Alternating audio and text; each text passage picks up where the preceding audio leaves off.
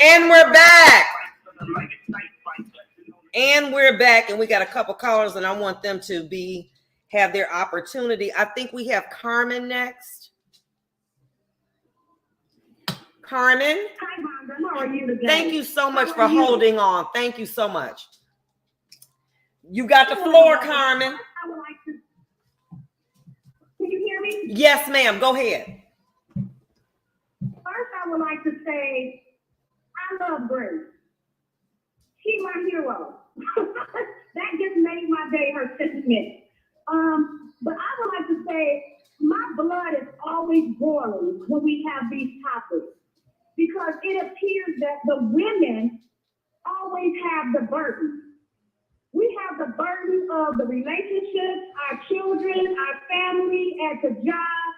And now, unfortunately, I mean, of course, you know, at the church, they tell us it's our fault, in the household. And now we have other women telling us, oh, you need to listen to what a man says he wants. You need to adjust your life. When you do that, they still cheat. So now what?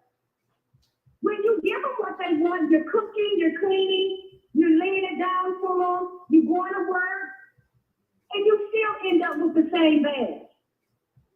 What are we to do now? And I agree with that. I agree with that, because what it is that I can understand that every battle does not need to be fought. I can understand that. But there's some things that are deal breakers. There's some things that are the foundation, and trust, honor, and commitment. Those are deal breakers. And my feeling is that we as a society of women, of women that date Black men, have compromised long enough. Oh, don't say that, because if you say something to him to challenge his masculinity, he gonna run from you. If you tell him, well, baby, you know, maybe you need to do a little bit more motivated and bring a little bit more money in. Don't talk to me like that. You think you better than me because you make more money. Oh, okay, I'm not. Yeah. Don't say too much. Don't stop talking to your man all the time. So I ain't gonna say nothing. I'm gonna be quiet. Okay, then I be quiet. Then I clean up. Then I cook. Then I go work. And guess what? He's still cheating. He's still cheating. Still cheating. And we are made to feel like we are inadequate if we decide this is what I want, a faithful man. I want a man that contributes to the household. I want a man that comes home at night and puts his phone down, and I don't have to worry about him up under the covers texting or going to the bathroom, you know, sending out texts or, oh baby, I gotta run, you know, I gotta run up my boy house for a minute. Now, what I'm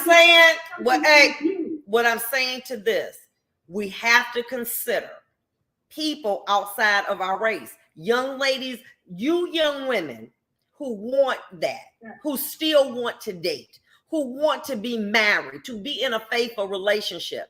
Stop looking at, oh, if he ain't Black, he ain't for me. You got to get outside of that, because right now, the Black man, baby, the Black man is running games. Okay, people say, they used to say, if I die, I want to come back a blonde hair, blue-eyed woman. You better come back as a Black man, because honey, if you come back as a Black man, you can have Black, white, Hispanic. All you got to do is have you working with something. And listen, if you ain't working with something down there, you working with your mind, you can have them all on regulation. It's so unfortunate. And what I'm saying to women, stop limiting yourself to just dating Black men. Yeah. If a man come up, but wait a minute, hold on for a minute. I don't care because. But here's the situation. As Grace said, and I ain't knocking it, he got to make me feel good. Okay, but if he making me feel good and he cheating on me, he ain't contributing financially, he checks and all that, then you can keep all that feel good, because you ain't making me feel good all the time. Let me tell you something. It's like a football game. It ain't nothing but 7 minutes of play during the whole 28 minutes of play during the whole 4-hour game. We put too much emphasis on sex with Black men. Oh, he got to have that. Hell, that ain't paying no damn bills. You go take that and put it in the ATM and see what you get out. A charge, because you ain't gonna get nothing else. The police gonna come get you. You can't get no money if you flashing in front of the ATM. It don't pay no bills. It don't put no gas in your car. It don't do nothing but make you feel good mentally while you getting it. And then guess what? Look at all the hell you got to deal with when you get it. For what? Hell. Okay, I can see if it was shooting out gold bullions and you could go buy you a Range Rover or something, or you pull it out and it pay bills, or you pull it out and it fix light bulbs. Hell, it ain't doing nothing. But women put so much emphasis on that as Black women. Cause that's wrong. Wrong to who? That should not. And when you get to a certain age, that shouldn't even be in the forefront of your conversation. Honestly, and for me, I don't want to date any more African American men at this point in my life. Oh, wait a minute. Hold on for a minute. Now. I don't want y'all. Okay, did you say that, girl? Did you say that? And please explain that as to why you said that, Carmen, because I don't want you to think I put no words in Carmen's mouth. Go ahead, Carmen. You got the flow. Why? I have made a conscious decision that I have had enough. I have bent over backwards. I have supported. I have pushed. I have paid. I have climbed. I'm done. So I'm on the other team for right now. And my desire is to marry a white man. Oh! And I don't care who likes it or who don't. So you're saying, Carmen, that you are open mentally to dating a man and a white man, and even marrying one?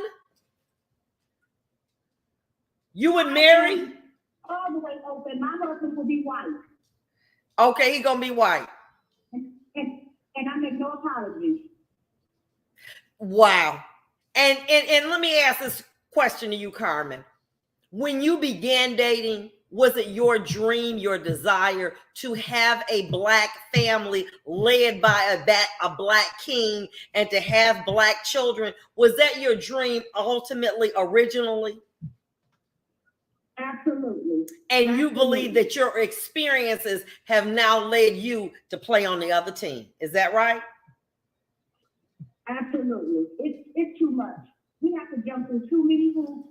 It's too much. It will wear a woman out. You know, it will leave you schizophrenia trying to figure out what these brothers want. And when you think you're giving them what they want, then it switches. I'm done. I'm over it. And let me say what Gino Martha said: white men cheat too. But let me say this to you: all different men cheat. But let me tell you something: it's the way you do anything. It's the way you do it. Let me say this to you: I've known people personally, white men, baby. Let me tell you something. But they still don't shun their responsibilities at home. If little Larry has to be in a performance, they're gonna make sure that they at that performance. They're gonna make sure that they going grocery shopping with you. They're gonna make sure that on Valentine, Christmas, New Year's, they in their house. They're gonna make sure that they handle their lives, their wives first. That's my queen. You are second. Don't get that twisted. You are second. My decision for me, the way that I feel right now, is based off of my experience.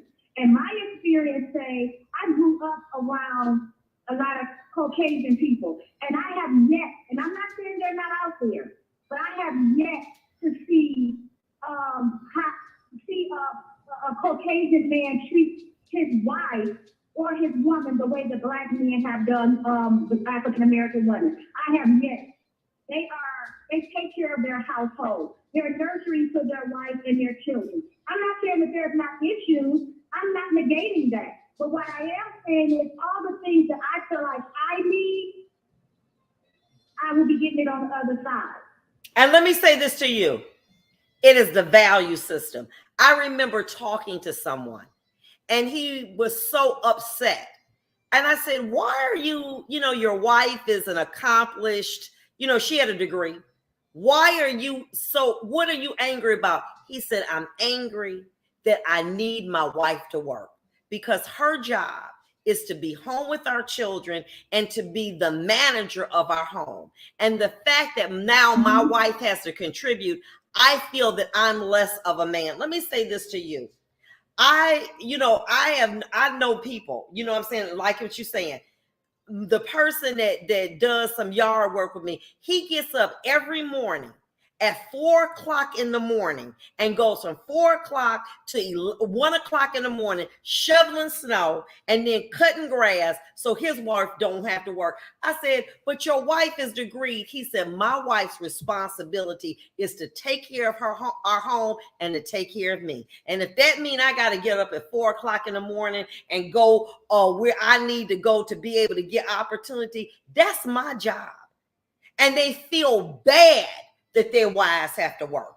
Many times you'll see a woman saying, well, honey, can I just do a little something? I'll be an interior decorator. But they're going to manage that money because they believe that's their responsibility to be the head of that household, and that the woman's job is to be at home with her children. Because you and I both know raising kids is a handful.